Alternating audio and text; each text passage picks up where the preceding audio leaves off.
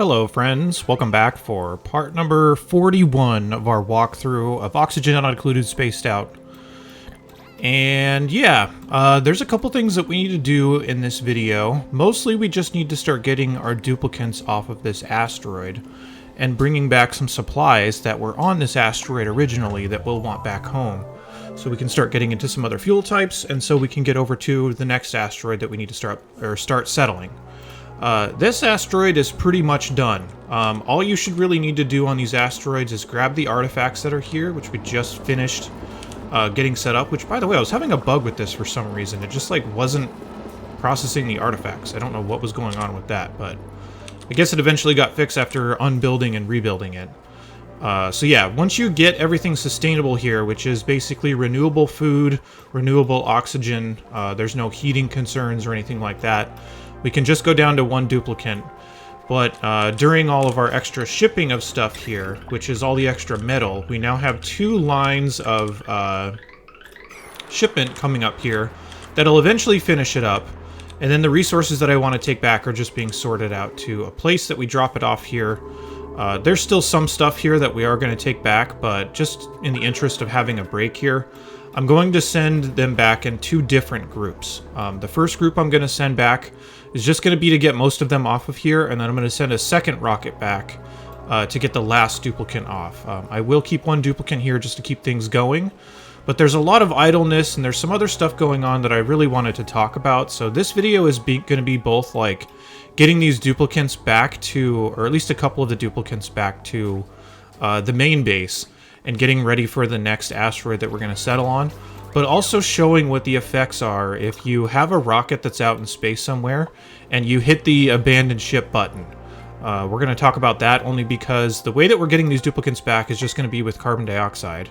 We could get them back with steam if we really wanted to, but I do want to show this. So the carbon dioxide rocket won't quite make it all the way there. It'll only make it to about here, and you can see you'll start getting the alerts when it's in the red.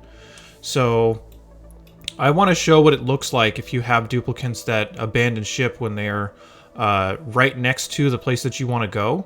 So I'll probably drive them out to, like, right here, and I will abandon ship, and they will all kind of float down to the other asteroid, and they will all be safe. All the material that I'm bringing will be safe.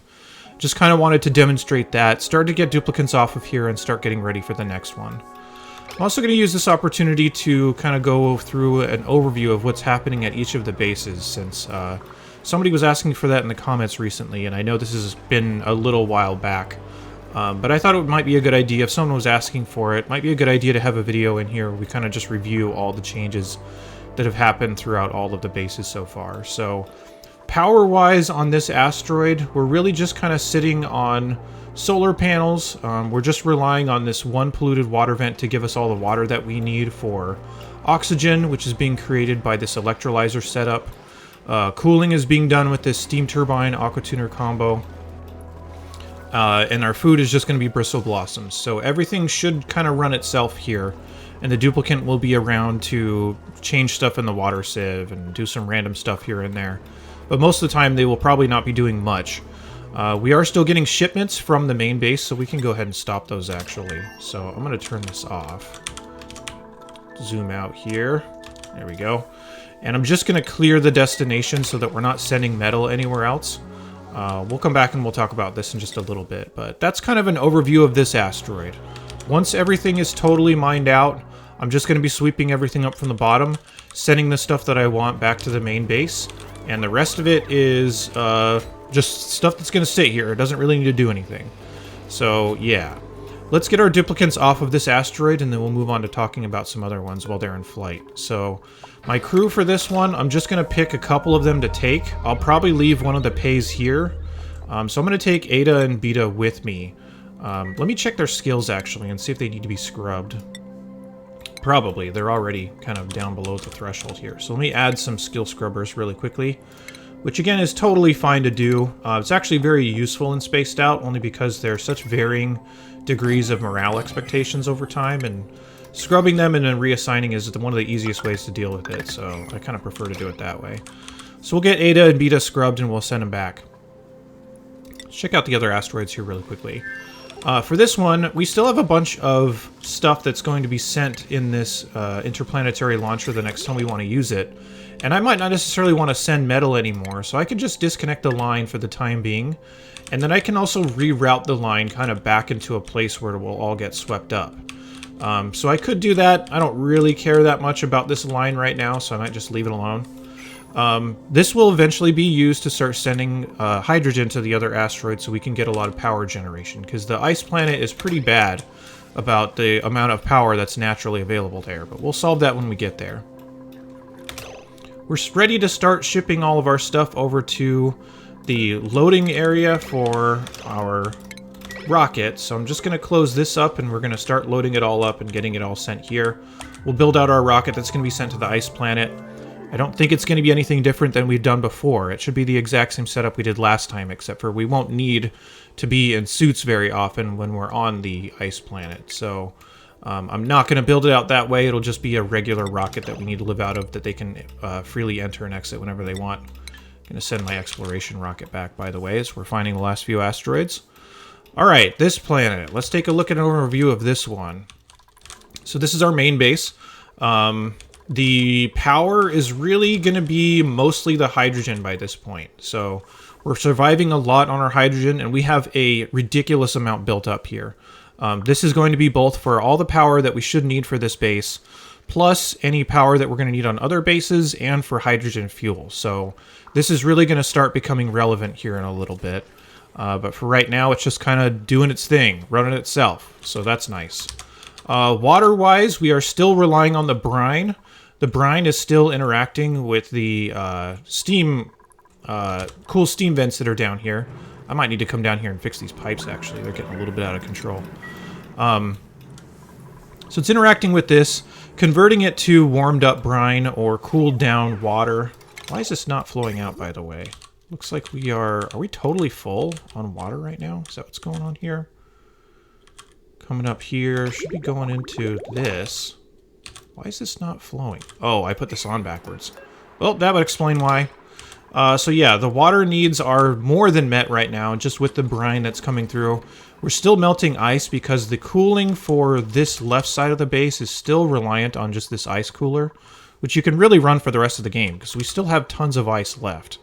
So there should be plenty. If that ever does run out, I can either just make another setup over here, or I could just run some lines from this cooling setup that would be able to cool both of the things we need here, which is just our power room and our oxygen room. Oxygen is being entirely driven by an electrolyzer setup, so that is also dependent on water. The other stuff that I really have going on here is just creating more steel and glass for subsequent missions, ranching our Dracos, getting our hydrogen all built up. There's really not a whole lot happening here other than just keeping stuff moving forward in terms of production and for more missions. So that's what's happening here. Power-wise, our solar panels are also still helping us out quite a bit. So these are really strong and spaced out because they are so free and they just kind of sit there and run your base for you automatically. So that's kind of what's happening with this one. Nothing else wild going on here. What I did add recently, by the way, is because of these performance issues, I'm going to play around a little bit with creating a bunch of vacuums in areas that I don't need. So like this whole area is a place that I don't need. And my thought with the performance, and I'm going to test this a lot more exhaustively soon, by the way, is that the more places you have that are just vacuums, the less is going to be required to actually keep this place running in terms of like a performance standpoint, because there's nothing to interact with each other in here if there's just a vacuum. It's just something that's sitting there now. So I'm going to try to do this in a couple of areas and see if that does help the performance long term. One other thing that's going to also help performance is just sweeping stuff up and shipping it to one location. So I've been doing that here as well, but I will come out with a video specifically about performance and just some tests that I'm going to run to see how to get the best performance and things. But realistically, like playing on 2x speed by the time you get into these later asteroids and spaced out can honestly really be a thing. There's not a whole lot you can do because it's trying to simulate on several different planets at the same time. And the more critters you have, the worse it's going to be. There's a couple of other things that can make it worse as well. By the way, I replaced these with airflow tiles because it's not the smartest at redistributing the polluted water density as I'm adding more from my sludge press up here, which the sludge press is really just being used to continue to create gas, or rather oxygen on this planet, and give Amari something to do while he's here. So, yeah. Anyway, so I'm kind of just all over the place here, but let's talk about this asteroid in particular. So the food source is, again, just some bristle blossoms that are being ran off of the water that comes from my other asteroid. It's just coming through the teleporter here. The oxygen source is still this polluted dirt, which I'm just creating from polluted mud, just having Amari stomp on the thing to make some more polluted mud. Or, sorry, polluted dirt. I sent Camille back here because I needed a few more resources to be mined out from here, so I'm just going to send Camille back really quick. She doesn't need to be here anymore. Yeah, get out of here. I don't like that it always takes you back and forth like this, but whatever. Alright, oxygen-wise, yeah, we've already covered that. Cooling, we have plenty of a cooling setup over here. This base is not particularly warm anyway, so I'm not super concerned about that. Quite the cold base, actually. So got that. Power-wise, we're being ran off of these plug slugs whenever they do plug in at night. There's still some coal that's being sent here every once in a while. There's a tremendous amount of coal that's built up here, so I think I've stopped sending it for the time being. But we also still do have natural gas from all of the oil biomed area down here. We have petroleum running, so yeah, just wanted to talk about that really quickly. Let's check on our duplicants to see if they're ready to go. Oh, I haven't actually assigned them yet. So let's put Ada and Beta in here really quickly, and let's check our skills to make sure that whoever we're going to have staying is okay with staying. I'm going to probably need to scrub both of these two again, because I won't need these anymore now that I have the artifacts enabled. So we'll figure out which one to do, but I'll just rename Ada and Beta to just their regular names, just because they're going to be going back here pretty soon. But once they're ready, I will send them back, and they will be the ones that will test our abandoned ship strategy of kind of sending stuff back without being able to really reach it with the fuel that we have. Also, I wanted to show this because it is kind of common to get stuck out on the map somewhere with a rocket that you just accidentally ran out of fuel with because you just weren't noticing how much it was taking up from the distances you were traveling, so I just wanted to show that for sure. Alright, the only other asteroid that we're on right now is going to be the metal asteroid, which is looking about like this. Power-wise, we're really just running it off of solar panels for right now. There's not a whole lot more that is powering this. Occasionally it will be coal, but we have plenty of coal, and I doubt this really gets touched very often. The other power sources are just going to be the volcanoes that we have captured. So every volcano that's on this map, at least metal volcanoes, has been captured, and the steam turbines will produce a good amount of power just from cooling down these volcanoes. So that's definitely a thing too. The rest of it is just kind of mined out. All the resources that I need from here are either centralized in this location, or they're being shipped over to this spot, which I will land on every once in a while to have duplicants send it back and forth. Or rather, food-wise is still, again, just bristle blossoms, because we do have a renewable water source. The water source on the ice planet doesn't really exist, but we will kind of make one by just melting ice because there'll be so much available. So we are going to do that in this next video here. But yeah, so bristle blossoms are quite common. They also require very little dupe time to use. So that's kind of why I like using them. There will be some asteroids that we don't have a water source, and I'll be using a different food source for that. But for these ones, yeah, just wanted to kind of illustrate the point that bristle blossoms can get you kind of far, because a lot of these planets do have a renewable water source that you can use. These two done? No, not quite. Let's make sure to assign some skills to these two so that they can get back. Oh, they're still both not done. Wait, what? Why did you not get scrubbed? That was weird. Unless I assigned both of them to one and didn't realize it, but that was strange. Okay, since we do have a nice overview of all the bases here as was requested, and since this is probably a good, like, not halfway point, but like a good break point where a ton of time has passed and not a lot has changed, I thought it would be a good time to kind of go over that. Let's wait for this skill scrubber stuff to happen. I will make sure that I have the stuff loaded into my rocket, which we already have quite a bit here, and the things that we need to make sure we absolutely have so they don't die along the way are algae and some type of food. I think I might still have some berry sludge. Nope, I don't anymore. We'll have to just take some stuff. Wait, what? No, I do. What? Why are you lying to me? What is this? We have berry sludge. Oh, it's because it's not available. Okay, that's cool.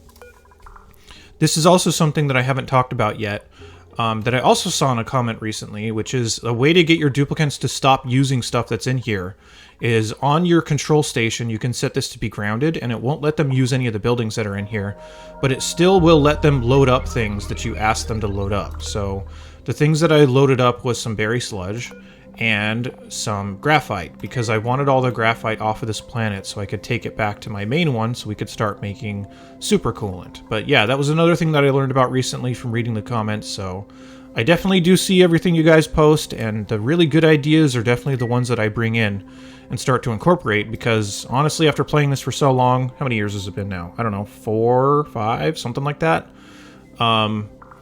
So much stuff changes that I don't realize changes, that I just get used to operating without, that once this new stuff comes in, people usually tell me and I'm like, oh, that's pretty cool. And yeah, this is one of those things that can be very handy to use. So this is a liar. We do have berry sludge in here. We also do have algae in here, and we have everything that we need to get started. So as soon as this skill scrubber gets finished, I will send them along their way, which I guess it looks like it's done, so we might as well just send them now. Let me assign the rocketing skill for one of them, and I'm debating whether I want to get all the way down in here, if I have enough morale. Probably not. So that's probably enough. Let's just assign our Eta and Beta crew and change their destination to somewhere out in space that is near where we want to crash land. So I'm just going to send them here.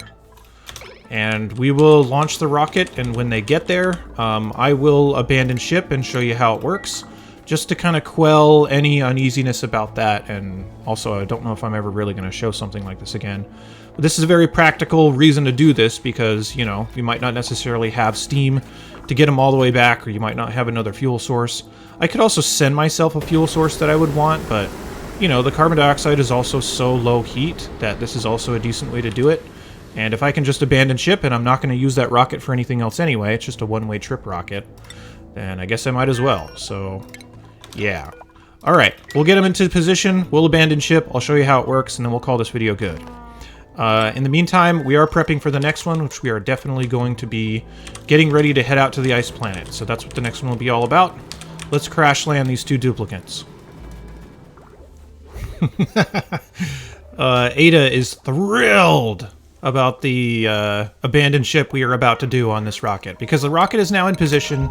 If you ever run out of fuel, you will see this stranded status. So all we should need to do, if you hit this button, it says, this rocket is equipped with an emergency escape system. Sure it is. The rocket's self-destruct sequence can be triggered to destroy it and propel fragments of the ship towards the nearest planetoid. Any duplicates on board will be safely delivered in escape pods. So all you should have to do is hit this button, and we have to hit it again. And you're just going to get a nice, very reassuring animation of it blowing up, and all the debris will come out, and it will start heading towards the nearest asteroid. So the duplicants should be in their escape pods here. All the stuff that was inside the rocket and all the stuff that the rocket was made out of will turn into these debris, and they'll start flying down, and they will land all over the planet once they get there. So we should start seeing just some debris raining down here in just a second. There we go. And the duplicants kind of come out here. Oh, they're not in suits, but whatever.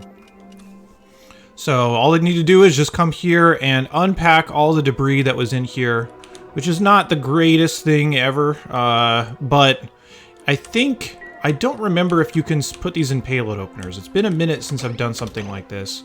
But the duplicants that you got in there, Eta and Beta, they're back. Very comfortable landing, as we can tell. You can deconstruct these escape pods just to get them out of the way. Let's see if a payload opener actually works here, because I don't remember if it does. So let's go to rocketry, get ourselves a payload opener. It does produce heat, so we can't really put it outside. I am moving a bunch of duplicants into their own rooms here, but this one is just going to have a bad room for just a second. So just going to do this and connect it up. Oh, I can't put it there. Alright, well, we'll find a good place to put this. Guess we could just put it right here. No, let's cancel this. Let's take this person's bed away. Harold, sorry, you gotta go find somewhere else to sleep tonight.